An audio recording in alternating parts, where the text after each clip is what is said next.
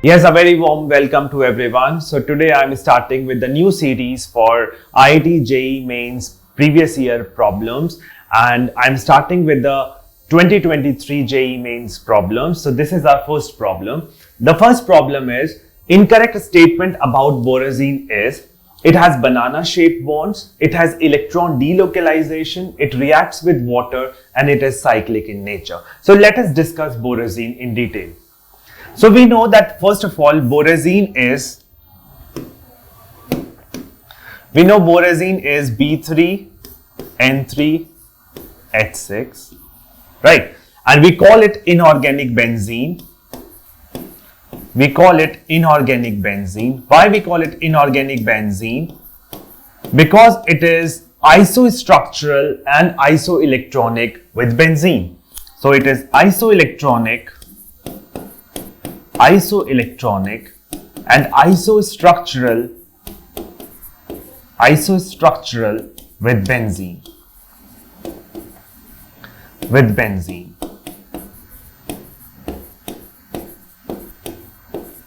Right? Now let us discuss the structure.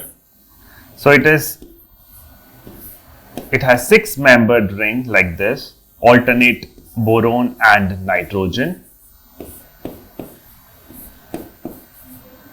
Right? And we have 6 oxygen attached to boron and nitrogen like this. Now, each boron is having a vacant 2p orbital. So I am showing that vacant 2p orbital like this. And we have the lone pair of electrons on this nitrogen. So there is a pi back bonding. There is a pi back bonding that the electron density is moving from nitrogen to boron, and hence there are alternate pi back bonds. Yes, so there are alternate pi back bonds. So we have the pi back bond like this, and we have the bond like this, right? And if I draw benzene, so in benzene we know that we have carbon attached to another carbon. So there is a complete delocalization of electrons. But here we know that there is some electronegativity difference between nitrogen and boron, which makes this bond polar. Right? Here if you compare, if you see this carbon-carbon bond, this is non-polar. But here if you compare this bond, this is your polar bond. Although the molecule is non-polar, the whole molecule is non-polar because of zero dipole moment, but this bond is polar bond and this bond is non-polar, right?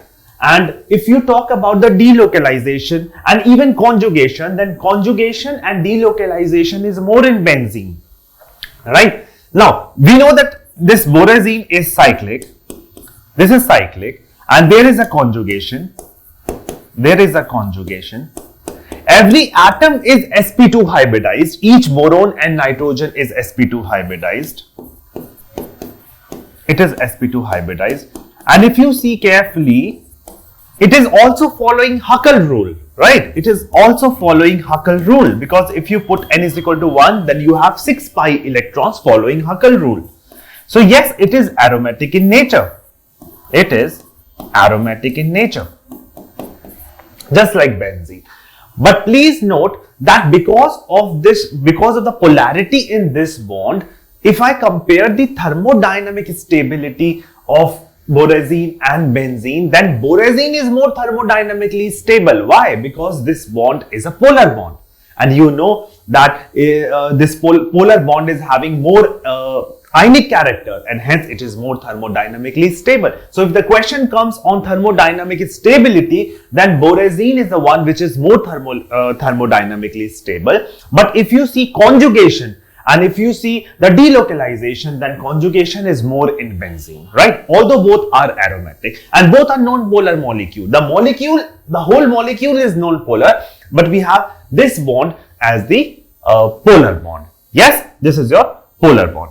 Now, so let us discuss the options. So it has banana shaped bonds. No, it does not have banana shaped bonds. But yeah, we have the pi back bonding.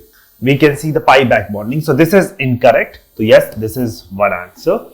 It has electron delocalization. Yes, it has electron delocalization because of alternate pi back bonds. It reacts with water. Yes, it reacts with water, and we can write the reaction N3H6. It reacts with water to give you trihydroxy borazine like this. Trihydroxy borazine, and we get H2 gas. So if I write 3 over here, 3 over here. Yet, yes, it reacts with water, and it is cyclic in nature. Yes, it is cyclic in nature. So I hope the borazine is clear to you. Yes? Okay. So let us discuss the next question. The mismatched combinations are, so the first one is chlorophyll and cobalt is given, but we know that in chlorophyll we have magnesium ions, and these magnesium ions are encased in the chlorine ring, right? So this is incorrect. So this is mismatched, yes. So because in chlorophyll we have magnesium ions, encased in chlorine ring, enclosed in chlorine ring. Just like we have iron enclosed in porphyrin in hemoglobin, and cobalt encased in corrin ring in vitamin B12, right? Now water hardness EDTA is correct. Photography, no, we study in junior classes as well that AGBR is used in black and white photography. Why? Because it darkens on exposure to light. So AGBR should be there. So this is again mismatched. Wilkinson catalyst, it's a famous catalyst for the hydrogenation of alkenes, and it is tris triphenyl phosphine rhodium 1 chloride. This is absolutely correct. And chelating ligand D-penicillamine. So is D-penicillamine is chelating ligand? Yes, it is chelating ligand. Why? No, I can draw D-penicillin like this. This is NH2. Here we have COO minus, and here we have CH3. Similarly, I can draw here H2, right? Here I can show S minus. Here we have 2 methyl, and here we have CO minus. So suppose if I take copper 2 plus, right? So yes, it is chelating in nature. It is chelating in nature. So yes, D-penicillamine is a chelating ligand. So if you see which one, the mismatched combinations are A and C. So A and C only. I hope this question is clear to you. Okay, let us move to the next question. The next question is the pair of lanthanides with exceptionally high third ionization enthalpy than neighboring elements. Now, while discussing lanthanides, I told you that europium 2 plus and ytterbium 2 plus are very stable in the divalent form. Yes, they are very stable in the divalent form. Why? Because if you see the electronic configuration, europium 2 plus is 4f7, right? And ytterbium 2 plus is 4f14. So it is having completely filled F, and it is having exactly half filled F, right? So they are very stable in the divalent form. That is the reason why we compare europium 2 plus and ytterbium 2 plus with the alkaline earth metal ions. Like we generally compare them with the alkaline earth metals. Why? Because just like them, they also dissolve in liquid ammonia to give blue colored solutions, and which are conducting in nature. So we often compare them with the alkaline earth metal ions, right? So europium 2 plus and ytterbium 2 plus, because of their stable electronic configuration, they are stable in divalent form, and hence they have exceptionally high third ionization energy. Let us discuss the next problem. The next problem is ClF5, which is your interhalogen compound. Interhalogen compounds are very important, and it is of the type XX dash, where X dash is smaller in size than X, right? Now, so in which ClF5 exists in which state at room temperature? So if you follow NCERT, which you should follow NCERT for at least for inorganic section, then there you have the chart in the P block elements. It is clearly written over there that ClF5 is your colorless liquid. It is your colorless liquid, right? And for the structure, see, so let me tell you the generalized thing that how you find out this structure. So ClF5, let us find out the hybridization of chlorine first. So how do you do? So using VSEPR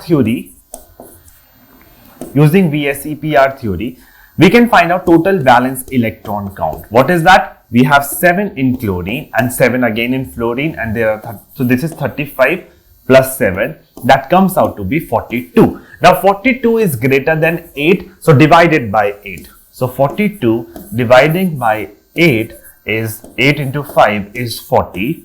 This is 2. Now 2 is less than 8. Yes. So divide it by 2. 2 into 1 is 2. So what is the steric number? Steric number is 5 plus 1. So steric number is 5 plus 1. 5 plus 1 means that the hybridization is sp3d2. Hybridization is sp3d2 of chlorine. Hybridization of chlorine. Now, how to find out the lone pair? So lone pair is basically your steric number minus the number of surrounding atoms. Minus the number of surrounding atoms. So surrounding atoms are 5, so it is basically 6 minus 5, that is 1. So basically the hybridization is sp3d2, that means the geometry is octahedral, right? And you have 5 bond pairs and you have one lone pair. So what is the shape or structure? Shape is square pyramidal.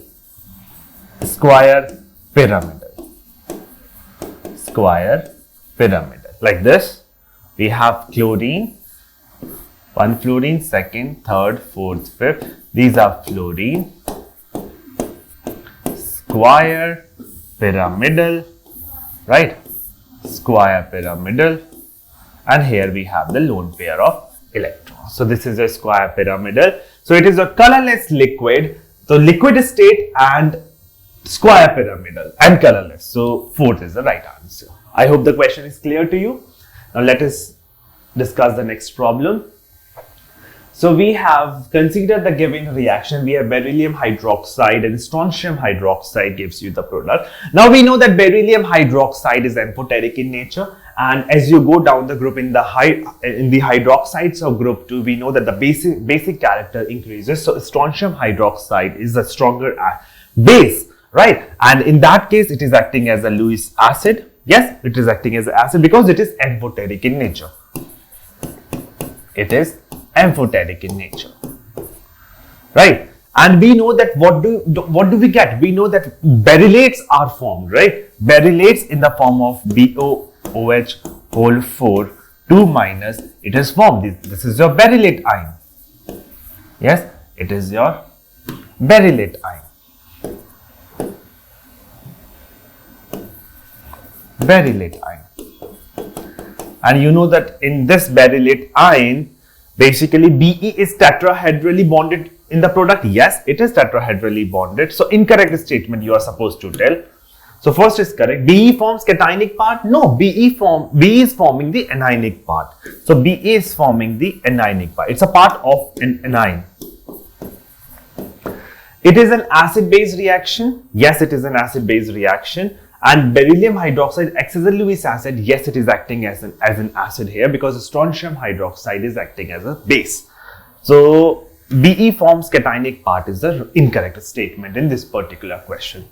I hope the question is clear to you. Let us move to the next question. The next question is again a set of statements. Ionization enthalpy decrease down the group. Yes, we know that ionization energy decrease down the group. Why? Because there is an addition of, basically there is an addition of a principal quantum number at each successive step while going from top to bottom. The size increases and hence ionization energy decreases. Also the shielding effect of the intervening core electrons increasing, right?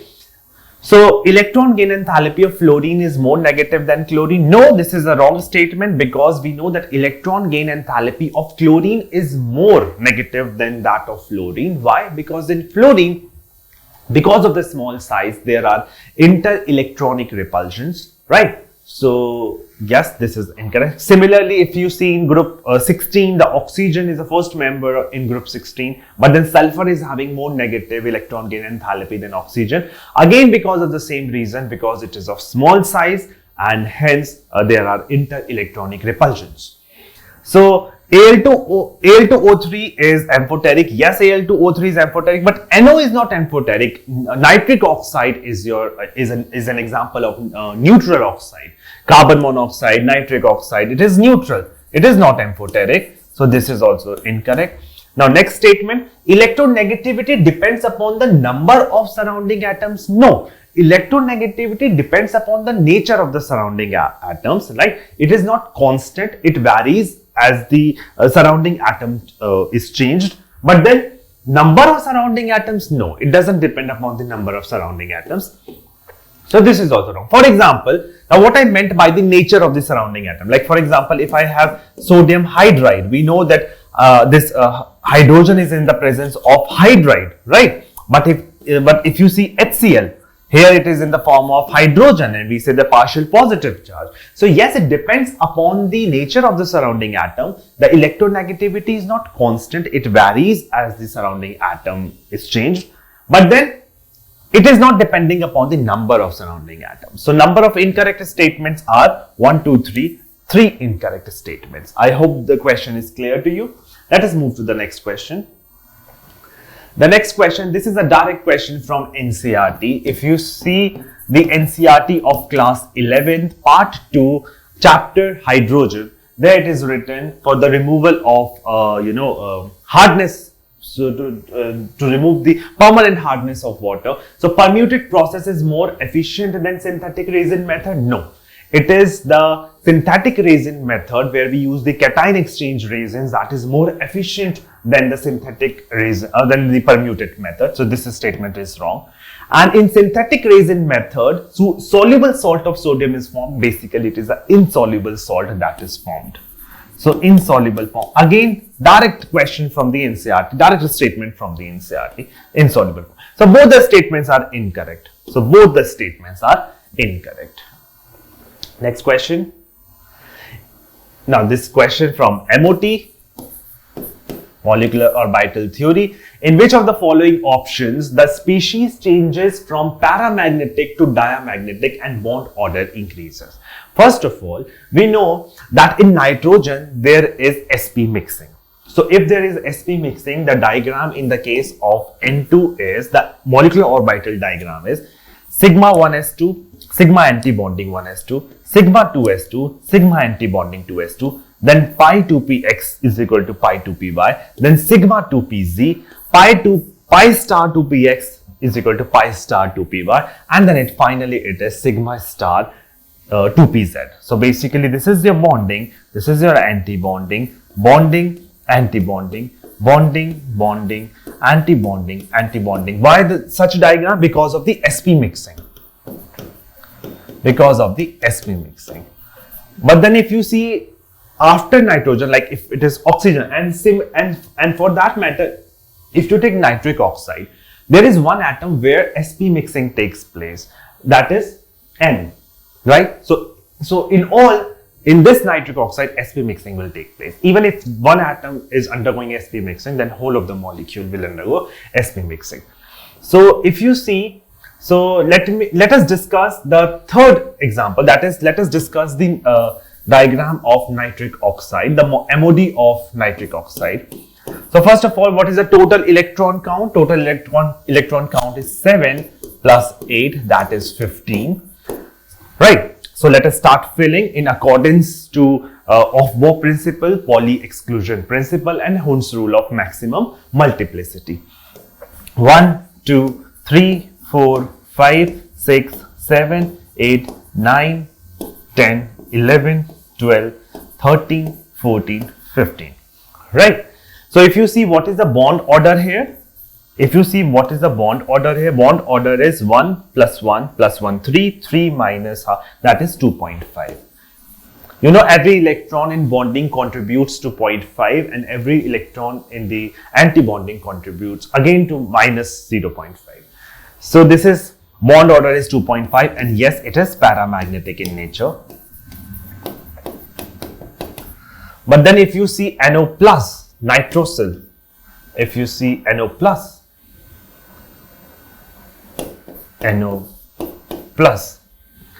then it is